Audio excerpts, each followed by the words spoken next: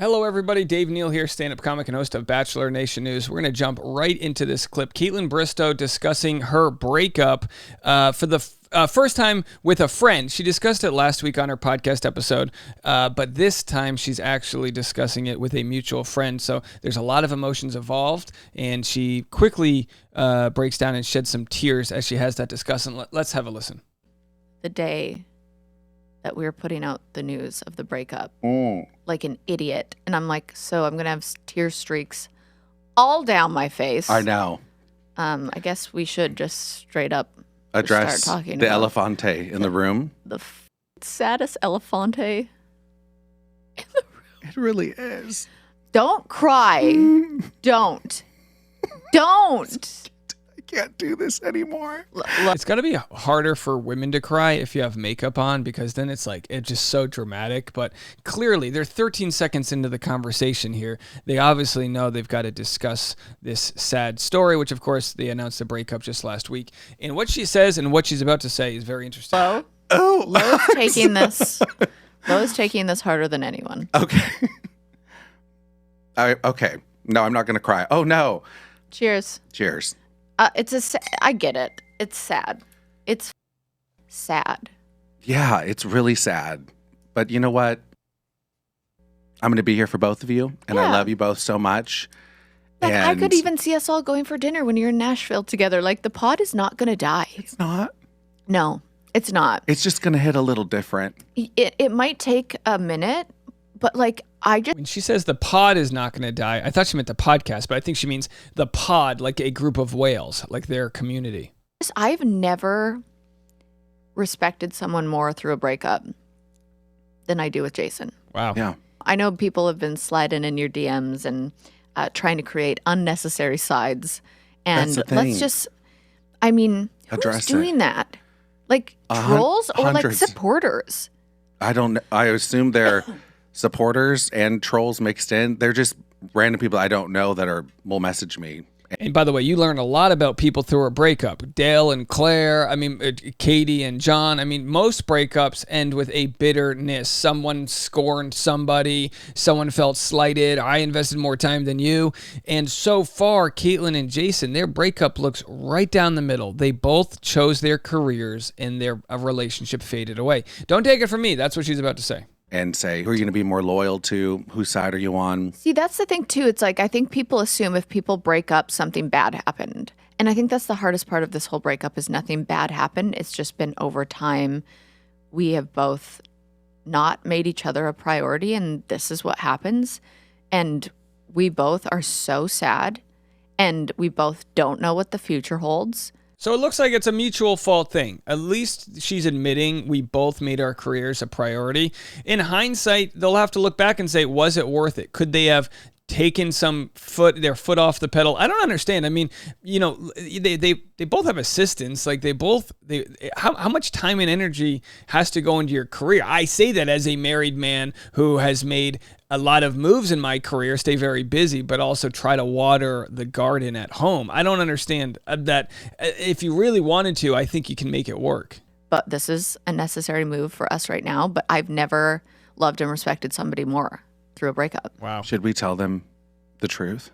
That you're trying to parent trap us back together? Yeah, I want to parent trap you so bad. What's the truth? Well, I was thinking like a good curveball would be like, the truth is, Kaitlyn and I, little Judy and I have been. Yeah. So time to finally be together. Ever since I got this beard, she has been butching it up, and I've been wanting to sit on your face. I'm just railing her. Oh my God. I'm gonna throw up. Yeah, I've had sex dreams about you though, but we've never done anything actually though. But was it good? It was incredible. We were laughing the whole time. Fireworks. Yeah, fireworks. You're laughing. Oh, but yeah, when it comes to the relationship. Don't let my facial expressions fool you. I find this very cathartic. I like gallows humor. I like joking about dark topics like their heartbreak. Her gay best friend is making fun of the fact that now the secret's out that she was hooking up with him. This is A-okay in my book. This is healthy. This is therapy. Relationship, there are no sides, and there isn't a villain in it. No. And that's the thing. So I know people struggle with that because it's easier to understand when there's someone at fault, for example, but that's not the case here. Somebody told me there was like a Reddit article. Of course, I don't read them, but a Reddit article about like who gets Kat and Worth. And I'm like, first of all, that is my godson, okay? So they are family, and Worth is going on a trip with Jason at the end of the month. Nothing's going to change like that. People do not have to pick sides. Whether you're a friend, family, the internet, like. I agree. You don't have to pick sides. It's an easy way for people to digest information. Are you team this or team that? You can't even watch Twilight without being on a team. You know what I mean? Team Brad Pitt, team Angelina. It's just like one thing after another. But when Kaitlyn and or Jason decide to move on, it is going to be tough. I mean, it's easy practically to say, oh, we're going to remain friends and this and that. But when the person you've spent your intimacy with in your recent years decides to give that to somebody else, I can only imagine how heartbreaking it is. Our son Lo, you don't have to choose sides. Root for us both to be happy and grow and learn and just be, there's no sides. Yeah. There's no sides. Yeah, there's mutual love and respect. And with you and Jason too, it's not contentious. It's sad because it's sad. We are both so sad. Yeah. You think you're going to spend your life with somebody. Oh, nope. Oh boy. We're not okay, fine. We're moving on because I don't want to sit here and cry. It's just hard. It's really hard. Because thank you, tissues. Because we're grieving a loss. It sounds so silly to people. Like, I always feel sad with, my best friend Kat losing her dad. And I'm like, here I am being like, people act like it's a death, but it is a loss. Jason lives down the street and what? And then I'm going to see him because we're going to share the dogs. And but I can't be with him in the way that I'm used to. And it's probably so confusing for people because they're like, why aren't you just together then? But I really, if people can just, trust in what we're doing and where our hearts are and be supportive. I got people in my family that are super against divorce. And of course, they weren't even married yet. And I understand that. But in the end, things just don't work out the way you intended sometimes. They just don't always work out. And they chose to invest in themselves.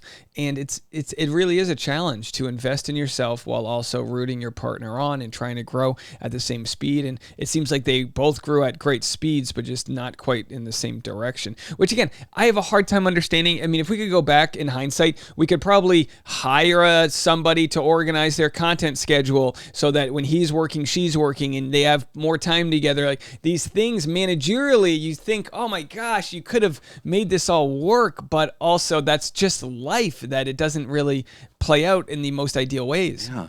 And I mean, there's something to say that some people, they do actually grow apart. Yeah. Yeah. It happens. And it's better to, maybe in 6 months from now, we go, yeah, this was the right move. And maybe in 6 months we go, you know what? I want to choose you, but we haven't been choosing each other. No. I do need to choose myself, and I want him to choose himself. And that's what we've been doing anyways. And if the right person is going to choose, each other, you're going to prioritize each other, and we just haven't been. So yeah. And that's where it's tough because it's not a zero-sum game. You can choose yourself while also choosing your partner. And like she said, I'm not judging anybody. It looks like that's what happened, where they for sure chose themselves, but in doing that, there probably wasn't a neediness. Like, I'm sure when Kaitlyn was choosing herself, Jason was like, I'll choose myself. And when Jason was choosing himself, Kaitlyn's like, I'll choose myself. So, there wasn't one person sitting at home waiting. They were both pursuing their life. And it's like, I guess at some point they go, what are we doing? We're both pursuing things. We're both happily pursuing our own things. Why are we even slowing each other down? And maybe there would have been a time if they got that wedding date scheduled, things would have fallen into place, but the can kept kicking down the road, and it's just so sad. Couldn't believe that when I landed, there was paparazzi, because thank God I had a high pony and a little glam done, because I was not expecting that at all. So she says she wasn't expecting the paparazzi, which I fully believe her. A lot of people were thinking, oh, Kaitlyn staged a paparazzi visit, which can happen. But if there's one place where the paparazzi will show up unannounced, it's LAX. They know people are going to be showing up. They are tipped off when someone flies in. Oh, hey, so-and-so's flying in. It could have been Kaitlyn's PR people and not her. It could have been the Bachelor people tipping them off to keep her. I mean, who knows why, but Kaitlyn says she was caught off guard in this paparazzi video we covered. I fully believe her. I don't think there's any reason for her to bring that up if she was lying. I don't remember last time a paparazzi has even, well, I do remember actually. It was because I was with Tayshia and they really wanted a photo of her. Oh, yeah. I was just like, and I'm Judy. But it was just so crazy because I felt violated. I felt violated because I wasn't expecting it and because they started talking about my sexuality. Like, are you going to date a woman now? You came out as bi. Oh, yeah, that's right. And I was like, all right, well, and then so they kind of go on into the side topic of Gabby coming out of the closet and dating someone's energy and this and that. But either way, my heart goes to both Jason and Kaitlyn, and we can watch this play out all day long and say, well, she should have done this and she should have done that. But you have to realize, like, they're humans, they're smart people, and they tried their best. And most people don't know what it's like to be riding that wave of influencer, influencer world, and he's getting his podcast out and writing a book, and she's doing this. Most people don't. She's launching her wine company. A lot of irons in the fire, as it were, and probably weren't able to sort of untangle all of that mess that comes with trying to get a relationship and trying to keep that fire going. So we really appreciate Kaitlyn here opening up and showing the inner workings of her relationship, and I'm glad to hear she's still off of social media. She's absolutely able to go on camera and talk to her best friend about her relationship. That's not the problem of social media. That's not the ruminating, the comparing, the reading comments. So please, Kaitlyn, keep living your life. Don't worry about anyone else. You're doing just fine. We'll be back with more content. The next video is what Jason has to say following the breakup. We'll be back with more right after this.